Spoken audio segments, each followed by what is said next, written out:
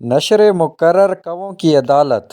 حیوانات پر جدید تحقیق کے مطابق کووں کے ہاں باقاعدہ عدالتی نظام ہے، اور یہ عدالت کسی کو فرد یا جماعت پر ظلم کرنے نہیں دیتی۔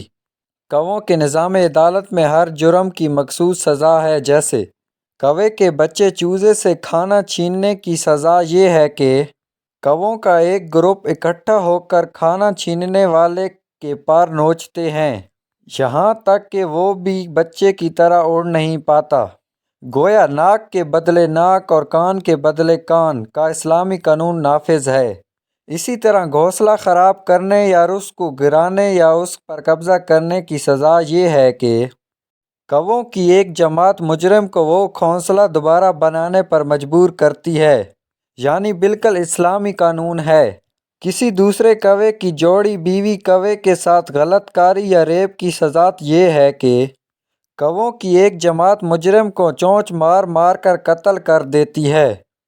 ماہرین کے مطابق کووں کی عدالت لہلہاتے کھیتوں اور کھلے میدانوں میں لگتی ہے، یعنی کسی بند کمرے میں نہیں۔ مقرر وقت پر کوے اکٹھے ہو جاتے ہیں اور جج بیٹھ جاتے ہیں، ملزم کوے کو لایا جاتا ہے، عدالتی کارروائی شروع ہو جاتی ہے تو ملزم کوا سر جھکائے پر پھیلائے انتہائی سیکورٹی میں عدالت کے سامنے پیش ہو جاتا ہے اور اپنے جرم کے اعتراف میں کائیں کائیں بند کر دیتا ہے، یعنی خاموش رہتا ہے۔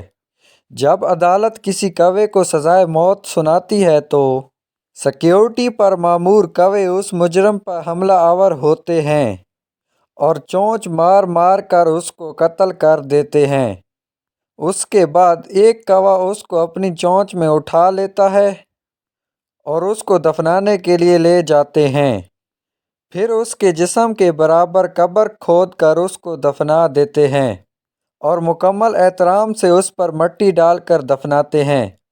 یوں کووں کو اللہ کا عدل معلوم ہے اور انہوں نے اس کو نافذ کیا ہوا ہے، مگر افسوس انسان پر جو اللہ کے قانون کی بجائے خود ساختہ قوانین کے ذریعے حکومت کرتا ہے۔